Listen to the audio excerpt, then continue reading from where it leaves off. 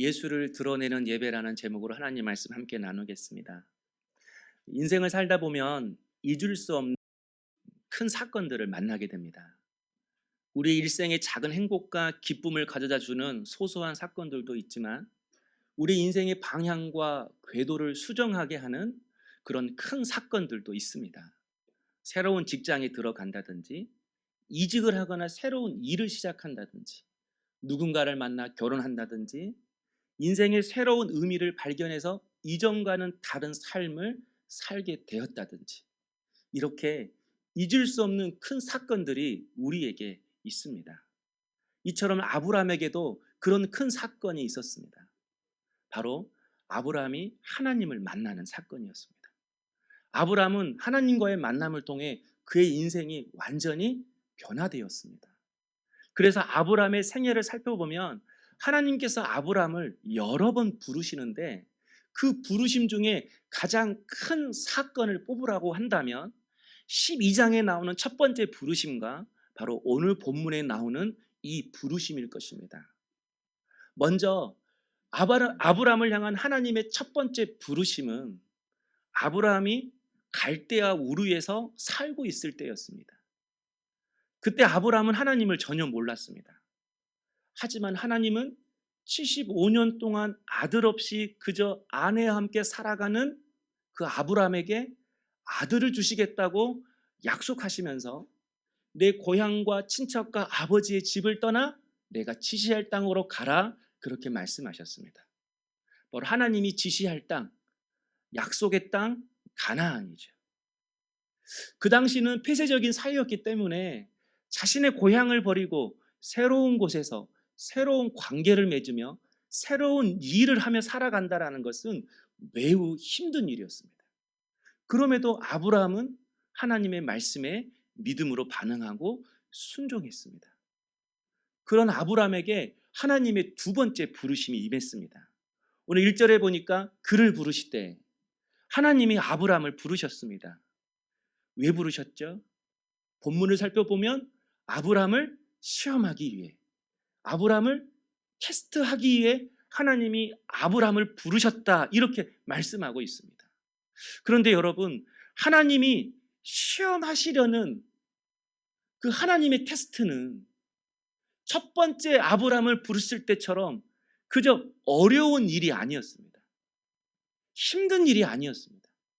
두 번째 이 부르심은 아브라함에게 있어서 매우 가혹한 일이었습니다.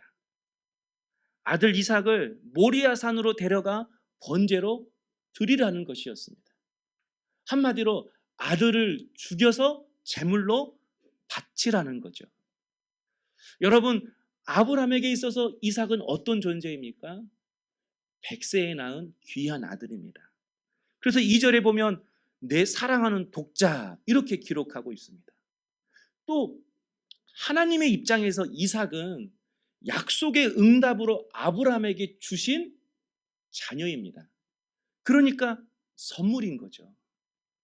그런데 하나님은 왜 이렇게 약속으로 주신 이 자녀를 그저 신학교 보내라, 선교사로 보내라, 이런 차원이 아니라 제물로 바쳐라, 죽여서 번제물로 드려라, 왜 이렇게 말씀하시는 것입니까? 알다시피 하나님은 인신 제사를 싫어합니다. 그리고 하나님의 성품과도 맞지도 않습니다. 그런데도 하나님은 왜 이렇게 상상하기도 힘든 이 명령을 아브라함에게 내리시는 것입니까? 바로 그것은 아브라함을 믿음의 조상으로 만드시기 위함입니다. 하나님께서 아브라함을 첫 번째 부르셨을 때에 너는 복이 될지라, 이렇게 말씀하셨습니다. 아브라함을 통해 모든 민족이 복을 받게 하겠다, 하나님이 그렇게 말씀하신 거죠. 그런데 여러분, 이 말씀은 그저 아브라함한테 잘하면 복을 받을 거야, 아브라함에게 기도를 받으면 복을 받을 거야,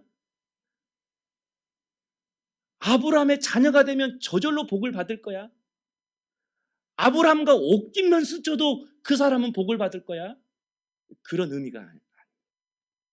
아브라함처럼 살면 복을 받게 될 거야, 그것을 말씀하시려는 겁니다. 그러니까 하나님의 계획은 모든 사람들이 따라서 살고 싶은 사람, 모든 사람들이 닮고 싶은 사람, 그런 사람으로 아브라함을 만드는 것이었습니다. 사람들이 하나님, 제가 어떻게 살면 좋을까요? 라고 물을 때 하나님께서 아브라함처럼 살면 돼. 하나님, 제가 어떻게 하면 쓰임 받을 수 있을까요? 아브라함처럼 살면 돼. 하나님, 내가 어떻게 하나님의 은혜를 누리며 살 수 있을까요? 아브라함처럼 살면 돼. 그런 믿음의 모델로 모든 사람들을 위해 하나님이 세우시려는 계획이 있었던 것입니다.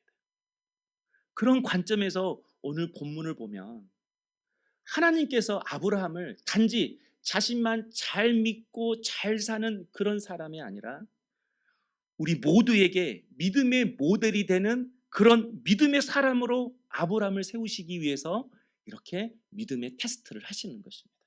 믿음의 훈련을 시키시는 것입니다. 그래서 오늘 말씀의 핵심입니다. 이 마지막 믿음의 테스트를 통과하는 아브라함의 모습을 통해서 우리가 닮아가야 할 것이 무엇입니까? 지금 이 22장은 아브라함에게 있어서 믿음의 클라이막스인데 과연 믿음의 클라이막스는 무엇입니까? 우리가 닮아가야 할 아브라함의 모습은 이제는 진정 우리가 영과 진리로 하나님을 예배하는 예배자가 되는 것입니다. 그래서 여러분, 오늘 말씀은요, 하나님이 말씀하시려는 것은 분명해요. 아브라함처럼 예배 드리는 것이 믿음이고 아브라함처럼 예배 드릴 때만이 믿음의 삶을 살 수 있고 아브라함처럼 예배 드리는 사람이 나의 은혜를 누리며 살 수 있게 될 거야. 그것을 말씀하시는 것입니다. 그래서 3절을 보면 하나님의 명령을 들은 아브라함이 아침 일찍 일어납니다. 그리고 두 종과 아들 이삭과 번제에 쓰일 나무를 가지고 모리아 산으로 향합니다. 그리고 그 모리아 산 입구에 도착했을 때 아브라함이 자신의 종들에게 이렇게 이야기하죠. 5절입니다. 이에 아브라함이 종들에게 이르되 너희는 나귀와 함께 여기서 기다리라. 내가 아이와 함께 저기 가서 예배하고 우리가 너희에게로 돌아오리라. 아브라함이 종들에게 내가 저기 가서 예배하고 돌아올게. 그런데 여러분, 혼자 가는 거예요? 누구와 함께 가는 거예요? 오늘 본문에 보니까 아이와 함께. 그러니까 아브라함이 이렇게 말하는 거예요. 종들에게 내가 이삭과 함께 저기 가서 예배드리고 돌아오리라. 그래요, 여러분. 진정한 예배는 아들 이삭과 함께 예배드리는 것입니다. 이 말은 그저 사랑하는 자녀와 가족과 함께 예배드리라 그런 뜻이 아닙니다. 이삭을 모리아 산으로 데리고 간 아브라함이 어떻게 행동하죠? 번제단을 쌓고 그 위에 이삭을 결박해서 올려놓았습니다. 그리고 칼로 그 아들을 죽이려고 했습니다. 아브라함의 이 행동은 쇼가 아닙니다. 흉내가 아닙니다. 아브라함은 진짜 죽이려고 했습니다.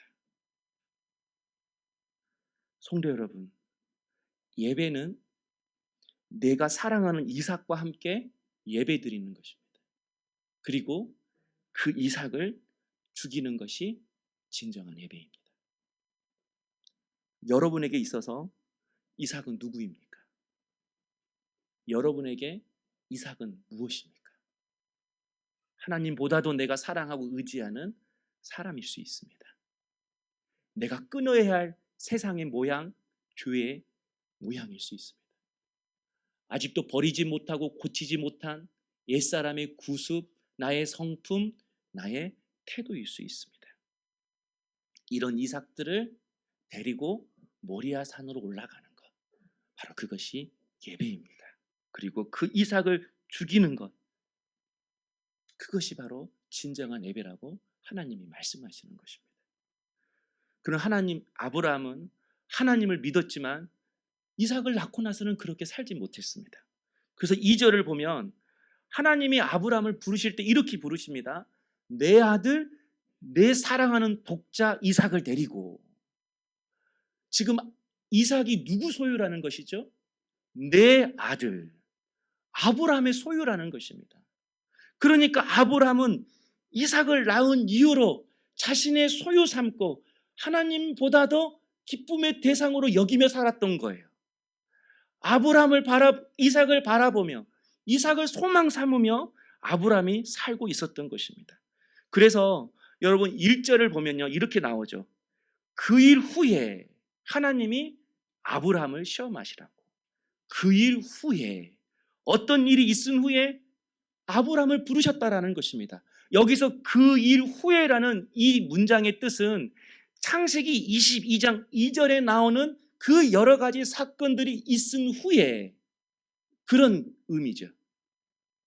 그러나 저는 그 일 후에라는 이 문장이 그렇게만 해석이 되지 않습니다.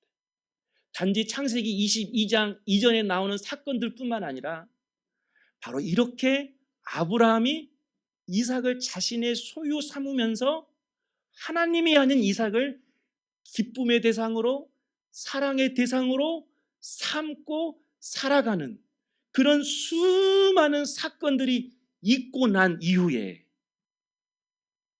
하나님이 아브라함을 부르신 겁니다. 하나님의 빨간 경고등이 켜진 거죠. 그래서 이것 때문에 하나님이 아브라함을 부르신 것입니다. 성도 여러분, 100세에 낳은 아들 이삭에게 아브라함이 해야 할 일은 그 이삭을 자신의 소유 삼는 것이 아닙니다. 믿음의 삶을 보여주는 것입니다. 진정한 기쁨이 무엇인지, 그리고 그 기쁨은 어디서 오는 것인지 믿음의 삶으로 자녀에게 보여주는 것입니다. 그런데 아브라함은 세상 남부를 것 없이 금수저처럼 키우면 아이를 잘 양육하는 것이라고 생각했습니다. 물론 그런 아버지에게서 이삭은 사랑을 느꼈을 것입니다. 그러나 아브라함이 믿는 하나님, 아버지 아브라함이 만났던 그 하나님은 이삭이 모르는 것입니다. 로마서 4장 19절 20절에 그가 100세나 되어 자기 몸이 죽은 것 같고 사라의 태가 죽은 것 같음을 알고도 믿음이 약하여지지 않고 하나님께 영광을 돌리며 약속하신 그것을 능히 이루실 줄을 확신하셨으니, 불가능한 상황 속에서도 아버지가 어떻게 너를 얻게 되었는지, 그래서 너도 나처럼 똑같은 불가능한 상황이 찾아올 때에 하나님으로부터 약속하신 것을 어떻게 받을 수 있는지 믿음으로 사는 법을 이삭은 모르는 것입니다. 성도 여러분, 아브라함이 자신의 아들을 죽이려고 할 때 바로 그 순간 번제단 위에서 자신을 죽이려고 칼을 내리치는 그 아버지의 모습을 이삭이 볼 때, 그때 이삭은 어떤 생각을 했을까요? 물론 두려웠을 것입니다. 그리고 그 아버지의 행동을 전혀 이해하지 못했을 것입니다. 그러나 이 모리아 산의 예배가 다 끝나고 난 이후에는 믿음이 무엇인지, 믿음으로 살아가는 것이 무엇인지, 진정한 예배가 무엇인지, 아버지가 믿는 하나님은 어떤 하나님인지 더 분명히, 더 깊이 깨닫게 되었을 것입니다. 아버지가 칼로 자신을 내리치려는 그 순간, 아브라함아, 아브라함아, 황급히 아브라함을 부르시면서 내 아이에게 손대지 말라. 자신을 아끼시고 보호하시는 하나님의 음성을 이삭이 들었습니다. 모리아 산에서 예배드리는 그 아버지의 모습을 통해 이삭은 하나님의 사랑을 느꼈고 하나님의 음성을 들은 것입니다. 또 7절에 보면 이삭이 자신이 번제물인 줄은 모르고 아버지 번제물에 쓰일 불과 나무는 있는데 번제에 쓸 양은 어디 있습니까? 이렇게 물어봅니다. 그때 아브라함이 하나님께서 친히 준비해 주실 거다라고 말씀합니다. 그런데 여러분, 그 예배가 끝나고 나서 이삭이 무엇을 경험하죠? 아버지의 말대로 숯불에 걸린 순양을 발견하게 됩니다. 그리고 그 순양 때문에 이삭이 살게 됩니다. 성도 여러분, 이 순간 이삭에게 있어서 하나님은 단지 아버지 아브라함이 믿는 아버지의 하나님이 아니라 나를 아끼시고 나도 사랑하시고 나를 위해 나를 살리시기 위해 신실하게 재물을 준비하시는 나의 하나님이 되시는 순간이었습니다. 무엇을 통해서요? 이삭과 함께 모리아 산에서 예배드리는 그 아버지의 모습을 통해서. 그래요, 성도 여러분.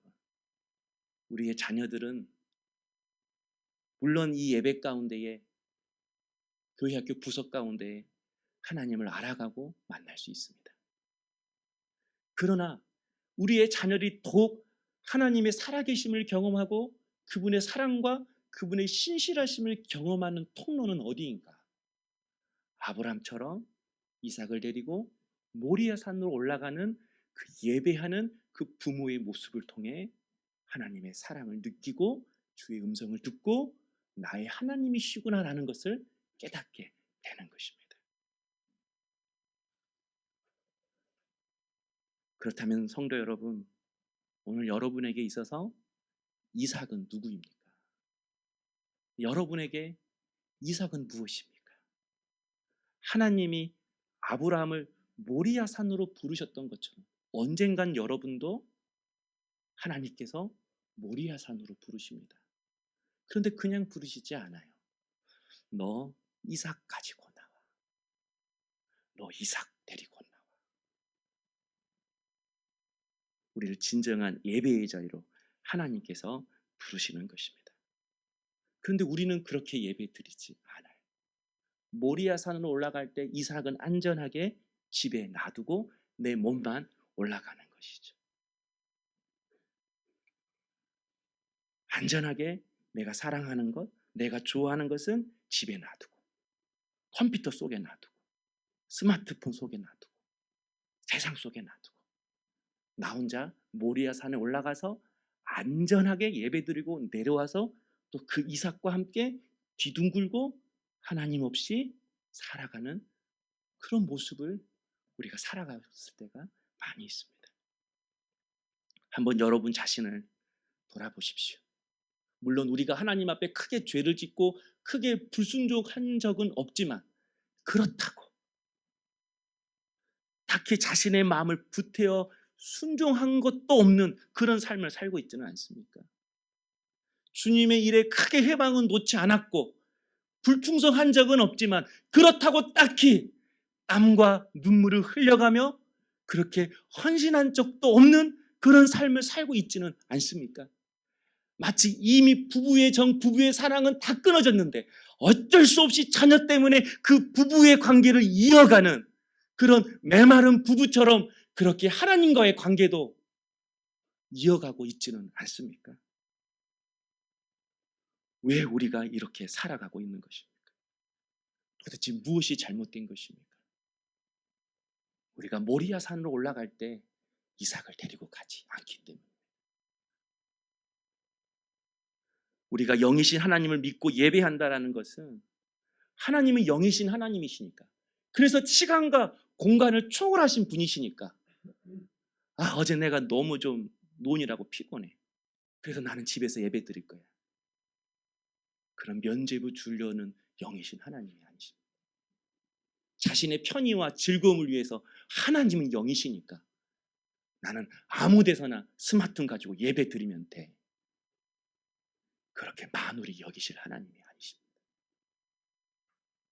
진정한 예배는 이삭을 데리고 모리아 산으로 올라가는 것입니다.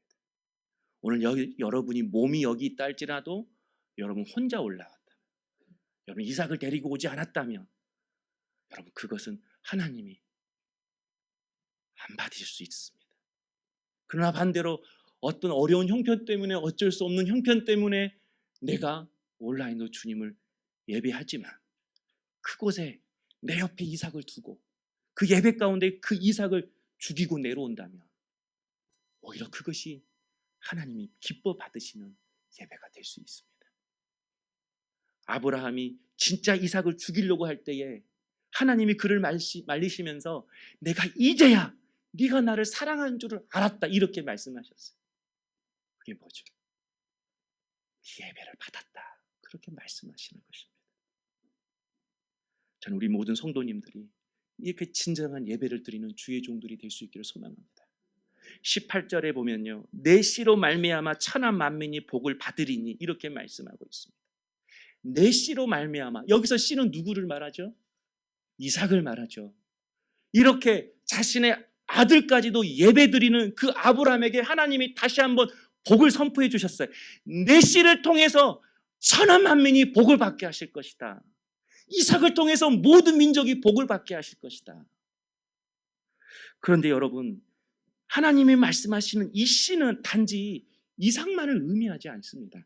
갈라디아서 3장 16절에 보면요, 사도 바울이 이렇게 하나님의 기쁘신 뜻을 알고 고백합니다. 이 약속들은 아브라함과 그 자손에게 말씀하신 것인데 여럿을 가르쳐 그 자손들이라 하지 아니하시고 오직 한 사람을 가르쳐 뭐라고요? 내 자손이라 하셨으니 곧 누구라고요? 그리스도라. 이 씨가 누구라고요? 예수 그리스도라고 말하는 것이죠. 하나님이 아브라함에게 내 씨를 통해 모든 민족이 복을 받게 될 거야 라고 말씀하셨을 때 아브라함은 단지 이 씨가 이삭인 줄로만 알았을 거예요. 하나님의 뜻을 다 몰랐을 것입니다. 물론 하나님은 이 예배를 통해, 이 모리아산을 통해 아브라함을 믿음의 조상으로 세우시려는 그런 계획하심이 있었습니다. 그런데 이 모리아산 예배를 통해서 하나님께서 진정으로 우리에게 말씀하시고자 하는 또 다른 메시지가 있습니다. 바로 그것은 준비되어진 순양처럼, 준비되어진 순양 때문에 이삭이 살아났던 것처럼 나도 너희를 살리기 위해 재물을 준비했어. 그 재물이 바로 내 아들 예수야. 이삭을 살리기 위해 순양이 제물로 바쳐졌지만, 이삭이 죽지 않고 정작 순양이 제물로 드려졌지만, 나의 제물이 되는 내 아들 예수는 너를 위해 그 십자가 대산에서 죽을 거야. 그러니까 예수 때문에 너는 사는 거야. 예수가 있어야 너는 살 수 있어. 예수가 드러나야 너는 살 수 있어. 예수께 붙들려야 너는 살 수 있어. 하나님이 이 예배를 통해 우리에게 말씀하시는 것입니다. 사랑하는 성도 여러분, 여러분에게 예수 그리스도가 드러나길 원해요. 예수 그리스도가 드러나야만이 여러분도 살고 여러분의 가정도, 여러분의 인생도 살아나게 되는 것입니다. 여러분이 진정으로 예수께 붙들려야만이 우리의 모든 삶이 비로소 그때 달라지는 것입니다. 그렇다면 언제 우리의 삶 속에서 주님이 드러나는 것입니까? 우리가 어떤 순간에 비로소 예수께 붙들리게 되는 것입니까? 바로 모리아산으로 이삭과 함께 올라가 그 아들 이삭을 죽이는 그 진정한 예배가 우리 안에 비로소 들어질 때에 예수가 드러나는 겁니다. 예수가 나를 붙잡는 것입니다. 그런 모습을 통해 내 자녀들이 예수 그리스도를 발견하게 되는 것입니다. 할렐루야. 성도 여러분, 오늘 임직자 후보를 올려놓았습니다. 기준으로 말한다면 여기 서 있는 저부터 자격이 없습니다. 저기에 이름이 적혀졌다고 자격이 있다고 착각하지 마세요. 하나님이 우리에게 이런 기회를 주시는 것은 이제 진정으로 우리가 예배자 되라고, 혼자 안전하게 예배드리고 혼자 안전하게 내려와서 세상 속에서 그 이삭과 함께 뒤둥글며 살아가고 예수는 전혀 보이지 않다가 결국은 세상의 유혹에 자빠지고 세상의 유혹에 무너지고 결국 세상의 고난에 쓰러져서 그렇게 소망 없이 살아가는 인생이 되는 것이 아니라 이제는 진정한 예배를 통해 예수가 드러나고 예수께 붙들리는 그런 인생의 기회로 삼으라고, 그런 도전으로 삼으라고 주님이 우리에게 그런 기회를 주시는 줄로 믿습니다. 이전 교회에서 직분을 받고 오신 우리 권사님, 안수 집사님들 수고하고 애쓰시고 많은 아픔과 여러 가지 일들로 인하여 이 공동체에 오게 되었습니다. 그러나 여러분, 내가 또 임직을, 취임을 또 받을 이유가 뭐가 있나? 옛날 받았는데 또 하려고 하니 창피도 하고. 여러분, 그렇지 않습니다. 여러분, 이 기회를 통해서 다시 한번 저와 우리 권사님, 우리 안수 집사님도 아브라함처럼 하나님, 나도 이 모리아 산에 예배를 드리는 예배자로 다시 결단하는 그런 기회로, 그런 시간으로 삼겠습니다. 그렇게 받아들인다면 하나님의 놀라운 은혜가 여러분 삶 가운데 흘러 넘칠 줄로 믿습니다. 저는 우리 모든 성도님들이 오늘 그런 예배자 되기를 원합니다. 아브라함을 하나님이 부르셨을 때에 네, 제가 여기 있나이다 이렇게 이야기합니다. 이삭을 죽이려는 그 순간에도 하나님이 아브라함 부르셨을 때 아브라함이 네, 제가 여기 있나이다 이렇게 고백합니다. 오늘 하나님이 우리를 부르셔서 이 자리에 오게 하신 줄로 믿습니다. 그 하나님께서 우리에게 물어보십니다. 너의 이삭은 누구야? 너의 이삭은 무엇이야? 자꾸 예수를 감추게 하고 평상 밑에 두게 하는 그 이삭은 무엇이야? 그것을 주님 앞에 고백함으로 이제는 내 안에서 세상 것을 드러내는 것이 아니라 예수 드러내는, 예수께 붙들리는 그런 믿음의 종들 될 수 있기를 주님의 이름으로